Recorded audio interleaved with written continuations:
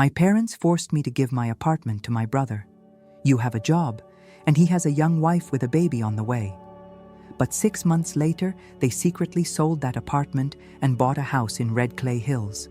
So I sued them for fraud. Well, here we go. My name is Natasha. I'm 31 years old.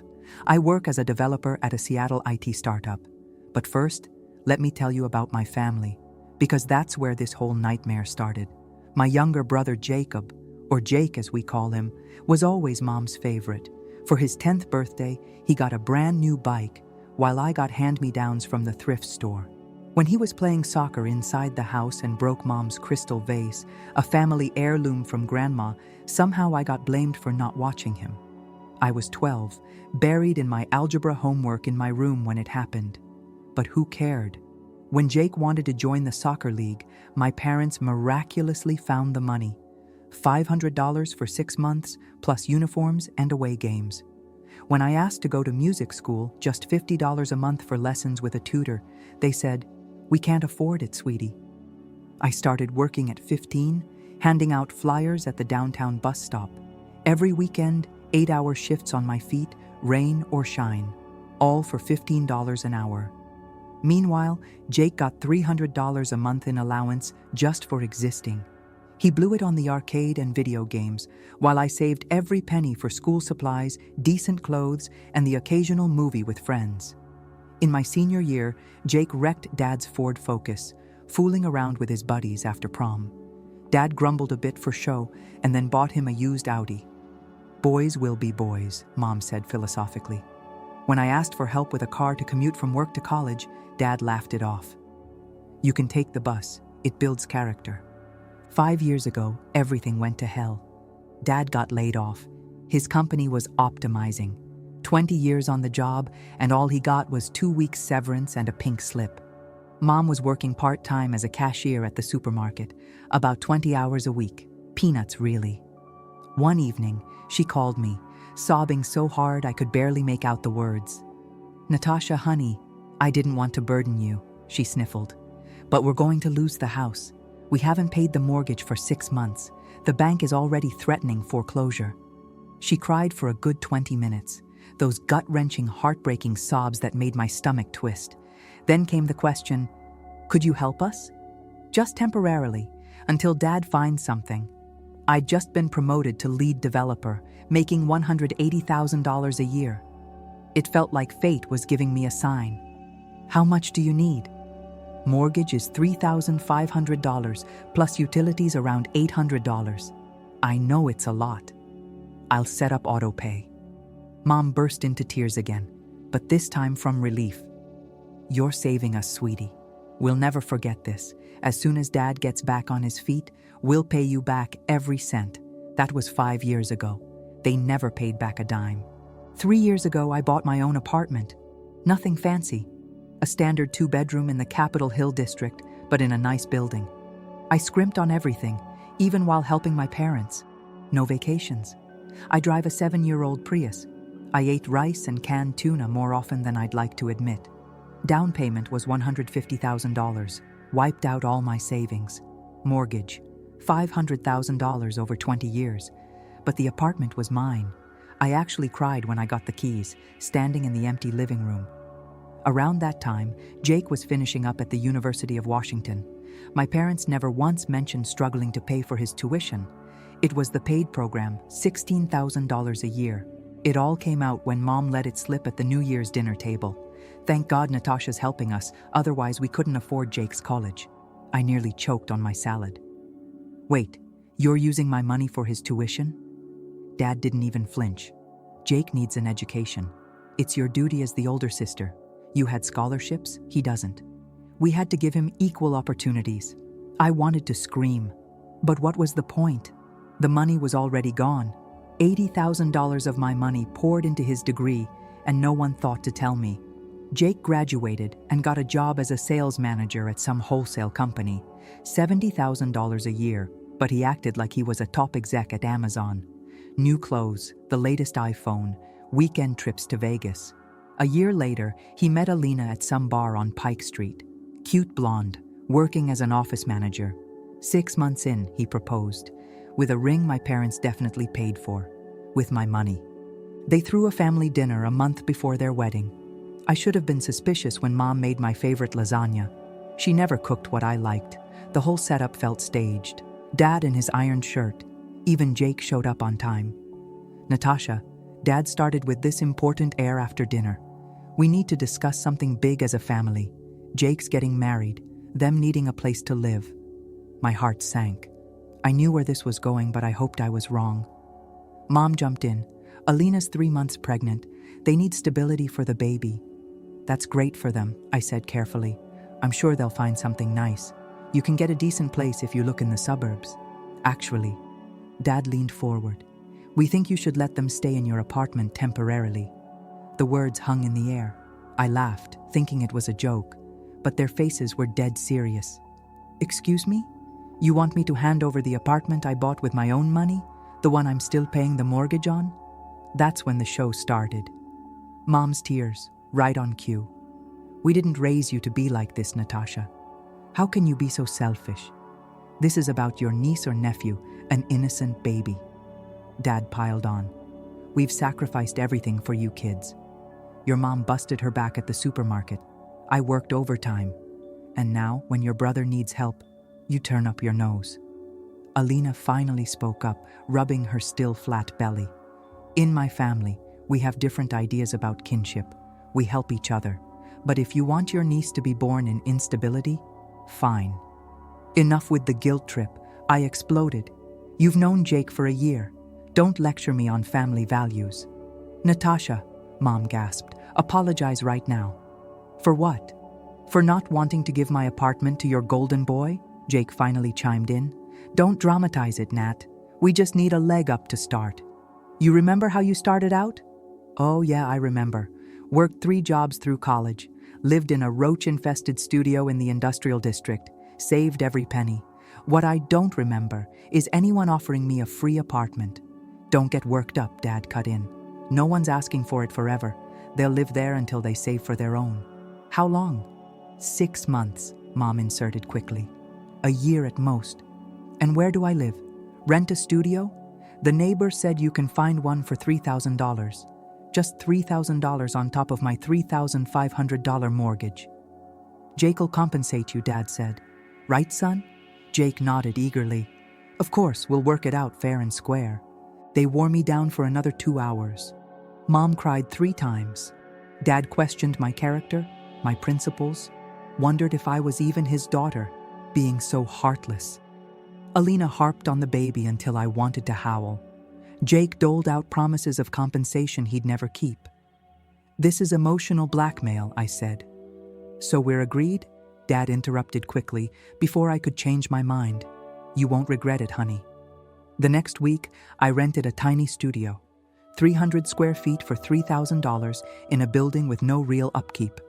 My beautiful apartment had a full kitchen set, dishwasher, AC. Here, an old window unit that hummed like a jet, and radiators that made winters suffocating. Jake and Alina moved in instantly, didn't even offer to help with my move. I had to rent a storage unit for my furniture, another $450 a month I didn't have. First month, no compensation. I text Jake on WhatsApp. Hey, about that monthly reimbursement we agreed on with the baby coming. So much to buy. Let's talk later. I call Mom. Jake's not paying anything. Oh, Nat, don't be greedy. He's your brother. Do you know how much a baby costs? Show some understanding. Second month, same story. Third, I stopped asking. The money drained away like water. But what could I do? Their family, and I'd already caved. I kept in touch with Jake via messages, mostly asking if the apartment was okay. He'd send photos of how Alina decorated it, new curtains from Zara Home, fancy plants in ceramic pots, throw pillows and blankets that probably cost more than my weekly groceries. 4 months in, I decided to drop by unannounced. I still had keys, but rang the doorbell out of courtesy. It was Saturday. They should be home. Who is it? Jake's voice from behind the door. It's me, Natasha. Need to grab my winter stuff. You should have called first. We're not ready for guests. Come another time. Something felt off. Why not just ask me to wait 5 minutes while they got dressed? I left, but doubt gnawed at me. I called Aunt Rita, Mom's sister. She lived 2 blocks from my apartment and was always the most level-headed in the family. Aunt Rita, do me a favor. Swing by my place sometime, check if everything's okay. I'll look into it, kiddo. A week later, she called. I was at the office on 4th Avenue, debugging code, when my phone rang. Natasha, you sitting down? There's a for sale sign in front of your building. Must be a mistake. Probably someone else's unit. I saw a realtor showing your exact apartment yesterday. I posed as a buyer and joined the tour. This can't be. You must be confusing it? I'll send you a photo right now. The picture came through. Sign, Zillow Realty. Seattle for sale. Cozy 2-bedroom in prime building. My floor. My unit in the photo background. My hands shook as I found the listing online. My apartment. Photos were fresh. Alina's decor, pink nursery items, even their wedding photo on the dresser in the living room. Listed for $900,000. I called the realtor, my voice surprisingly steady. Hi, saw the listing for the 2-bed on Pine Street. Oh yes, great option. Owners are motivated. Already a few offers, so hurry if interested. Just dropped the price from $950,000 yesterday. I hung up and raced to my parents, breaking every speed limit on the way. They were sitting in the kitchen, sipping tea, calm as could be, like they hadn't just wrecked my life. What the hell have you done? Mom went pale. Dad deliberately set down his cup. What are you talking about? He asked, but his tone was too casual. My apartment, the one with the for sale sign, the one strangers are touring. They exchanged glances. That guilty look said it all. They knew, the whole time. Listen, Mom reached out. I recoiled. We need money for our retirement. We found the perfect house in Red Clay Hills. It's a solid investment. Investment? With my apartment? Are you insane? In the end, you'll inherit the house in Red Clay Hills, Dad said. So really, it's an investment in your future too. I don't need a suburban house after you're gone. I need my apartment now. Don't dramatize. Mom waved it off. You make good money. Buy another one. Even better. We're doing you a favor. A favor? You're robbing me. Robbery's a strong word, Dad frowned. We're your parents. We're just reallocating family resources so everyone gets a fair share. You can't sell my apartment. It's in my name. Needs my signature. Dad pulled a folder from the kitchen drawer. He was prepared, waiting for this. Actually, we can. Jake has power of attorney. My blood ran cold. A year ago, I signed a general power of attorney for Jake. Thought it was just for the car while I was on a business trip. The notary didn't explain it could be used to sell real estate. It was for 1 year, but I forgot to revoke it. This is family. Mom said it like that explained everything. The buyers already put down earnest money, $50,000. In 2 weeks, title transfer at the county recorder. And where will Jake and Alina live? We found them a nice 1-bed in a nearby town. Very affordable, just $2,500 a month. Much better for a young couple. You're shipping them off after stealing my place. Dad stood up, red with anger. You want the truth? Fine. We deserve this. We raised 2 kids, worked our asses off our whole lives, and you're living in luxury. That apartment should be ours by rights. We're your parents. You've been taking my money for 5 years. That's different, Mom dismissed. This is our future, our golden years. Don't you want us happy, even if it means a little fraud? Dad laughed, genuinely laughed. You won't do anything. You won't go against family, drag us through the cops. You won't send your parents to jail, ruin Jake's life with a record. You'll cry, yell, and swallow it, because that's what you always do, Natasha. You take it all. You don't know me at all. We know you better than you know yourself, Mom nodded. You've always been the responsible one, the one who does the right thing, and the right thing is supporting family. They kept arguing, justifying, explaining why this theft was actually a gift, how I'd thank them later, how the house in Red Clay Hills would appreciate over the years, that I was too young to be tied to property. You won't do anything, Dad repeated. You never have. Remember when Jake broke your laptop in high school? You said nothing. When we gave him your old car after you bought a new one, Same thing. You won't now either. I left without another word. But Dad was wrong. Dead wrong. First I went home. To my home, damn it. I banged on the door for 5 minutes until Jake finally opened. Nat, this isn't a good time. Open up or I'm calling the police right now. He cracked the door on the chain. You need to leave. This is my apartment. Not anymore, Alina's voice from inside. We have legal right to occupancy. If you don't go, I'll call the cops. You're stealing my home. Alina appeared next to Jake, pointedly holding her now visible belly. You're overreacting. Leave or I call the precinct. I'll say you're threatening me. That's a lie. Who do you think they'll believe? Alina smirked. A pregnant woman or a hysterical one screaming at our door? Jake, please, you know this is wrong. He looked at me, and for a second, I thought he felt ashamed. Then he slammed the door in my face. I'll get a lawyer, I yelled through the door. Good luck, Alina called back. Your daddy said you'd never do it. He knows his little girl. The next morning, I was at the lawyer's. Andrew Markaloff, expensive at $150 an hour, but screw it. I laid out the whole story, showed the POA, the listing screenshot, the title deed. This is clear fraud, he said. The POA was for specific actions with a limited term. Using it for property transfer is abuse of authority and forgery. We'll file a police report under fraud statutes. Parallel civil suit to void the deal and motion for injunction. Do whatever it takes. 2 weeks later, the court issued an order barring any title actions. The recorder's office entered a lis pendens. The buyer was furious, but got their deposit back by mutual agreement. A month later, the cops showed up at my parents' for questioning as part of the investigation. Jake and Alina got served with eviction papers. I filed to oust them. My phone blew up with messages. Mom, Dad, Jake, all begging me to reconsider. I blocked them all. Then emails to my work account. Mom sent 10 pages about how I was destroying the family, attaching old photos. Dad sent a formal letter calling me ungrateful and threatening to disinherit me, like I cared about inheritance from thieves. Alina made a new number and sent WhatsApp pics of the ultrasound, playing on pity. Think about your niece. I sent one reply through my lawyer. Any contact will be treated as harassment. Continued attempts will lead to a stalking complaint. The court case dragged on nearly a year. Jake and Alina moved in with her parents in a nearby city. The judge ordered them to vacate. Dad was charged under fraud laws, enhanced for abuse of trust as the power of attorney holder. After long negotiations, his lawyer got it downgraded. Ended up with 2 years probation and a $30,000 fine. Could have been real time, but age and clean record helped. His lawyer advised taking the plea. Aunt Rita called.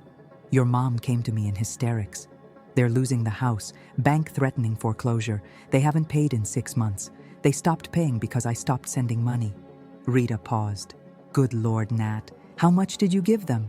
About $800,000 over 5 years. Good for you, kid. Stand your ground. Word spread through the family fast. Turns out I wasn't the only victim of my parents' schemes. They borrowed from Mom's brother for surgery. He found out it went to a Vegas trip, told Dad's sister they needed urgent roof repairs, bought a new Honda. One by one, relatives called me, not the enablers, but supporters. At first, many didn't believe it. Don't air dirty laundry. They're your parents. You should have handled it quietly, especially the older generation. In our day, we respected parents. But when they heard the amounts and the fraud with the apartment, they shut up. The most surprising call was from Grandma Valentina, Dad's mom. We hadn't spoken in years because my parents always said she was difficult. Natasha, dear granddaughter, I know everything. I'm rewriting my will. Your parents get nothing. All to you and the cousins. They're cut out completely. 3 months after the eviction, Mom showed up at my office. I was in a meeting when reception called. There's a woman saying she's your mother. She's acting erratic. I could hear her yelling in the background. I went down to the lobby. She looked awful. Greasy hair, wrinkled clothes, aged 10 years. Natasha, you have to help us. We're crashing on friends' couches. I'm your mother. No, you're a fraud who tried to steal my home. She lunged at me, actually tried to grab me. Security reacted instantly. "Ma'am, leave the premises or we call the police." "Call them," she screamed. "My daughter's heartless. She destroyed our family, tried to send her father to prison. He sent himself by committing fraud," I said calmly. Security escorted her out. A week later, Dad tried the same. Even attempted to pull strings through cop buddies, but times have changed. They staked out my apartment, but I installed cameras and filed with the local precinct. Now they're on record for harassment. Jake tried through his in-laws. Linda, Alina's mom, left a voicemail. "Natasha, this is Linda. Jake and Alina are struggling. The baby's due soon. Whatever happened with your parents, don't punish an innocent child." I didn't respond, but I did some digging. Turns out Jake and Alina were fine. Alina's parents own a successful HVAC installation company. They have a 4-bedroom house with a guest suite where the couple lives rent-free. No struggling, just more manipulation. The family gossip network, led by Aunt Rita, kept me updated. My parents bounced between relatives, playing the victims of their cruel daughter. But they wore out their welcome fast. "Now renting a room in a shared house on the outskirts," Rita said over coffee. Heard from distant kin they were spotted at the flea market. A year and a half after the whole mess, I got a letter from Jake. Actual paper mail. I'd blocked him everywhere. "Nat, sorry to write. I know you're mad. Don't blame you. Thought long about this. Alina said don't bother you, but I have to. We had a daughter, Ava. Labor was rough. Thought I'd lose Alina. It was terrifying. And that's when it hit me what I'd done. I'm guilty. Knew all about your money going to my tuition, the apartment. Stayed quiet because it suited me. I'm a jerk. What else to say? Not asking forgiveness? What right do I have? Just wanted you to know I get it now. Working 2 jobs. Want to provide for my family without parents' games. Maybe someday I'll earn a look from you without disgust. Jake." I read it 3 times and tossed it. Maybe someday I'll be ready to forgive, but not now. The apartment feels different now. I rearranged, cleared out all traces of them. New furniture, new art, new vibe. Fully mine again. One evening, my cousin Jenna came over for wine. You know, the whole family's gathering at my mom's for New Year's. "You're invited? Your parents?" "Number." I went. It was weird seeing empty seats where parents and brother usually sat, but freeing. No snide remarks about my job, no comparisons to Jake, no begging for cash. After dinner, Grandma pulled me aside. "I'm proud of you, how you stood up for yourself. Your parents always treated you like the help. I should have stepped in sooner. Last news about my parents came from Aunt Rita a month ago. Renting a room in a rundown area. Dad's janitor at an office building. Mom's back cashiering at the supermarket. Still telling everyone you ruined their lives. It's been 2 years since I saw that for sale sign. Still at the same startup, but with 2 promotions. Apartments up $200,000 in value. Dating Mike now. He still can't believe my family story. Sometimes I wonder what if I'd stayed quiet. Let them sell. Kept being the family ATM. Probably still in that studio. Instead, I'm here. My apartment, my life, my choice. Mom still sends letters through relatives. After my complaints, the precinct warned them about harassment consequences. I don't read them. Rita said the last one was about me going to hell for disrespecting parents. Fraud's a bigger sin, Rita shot back. The thing is, when you're the scapegoat, you think it's normal. You figure every family has a golden child who gets away with everything and one who exists to serve the rest. It took them trying to steal my home to wake me up. My therapist says I'm making good progress. Yeah, started therapy. Turns out, years of being treated second-class leave scars. Regret filing with the police? She asked last session. No, regret not standing up sooner. What about reconciliation? Thought about it. They'd need to truly admit they were wrong, not apologize just to get back at my wallet. I don't think they can, and I'm okay with that. Some bridges are better burned. Some families aren't worth saving. But I still have family. Aunt Rita, Uncle Tim, Jenna, Grandma, the relatives who saw the manipulation and chose truth over enabling. That's my real family now. Saw Jake once a month ago. Grabbing coffee downtown, and there he was with Eva in a stroller. Our eyes met. He started approaching but stopped. Nodded. I nodded back. We went our ways. Maybe someday we'll talk, maybe not. Either way, I'm good. Oh, the startup's booming. Just closed a second funding round. My stock options are actually worth something now. Not millions, but enough for a down payment on a one-bed condo to rent out. Sometimes I think about telling my parents how their failure daughter, who'd never amount to anything, is succeeding. But then I remember they lost the right to know about my life when they tried to rob me. I'm not giving it back.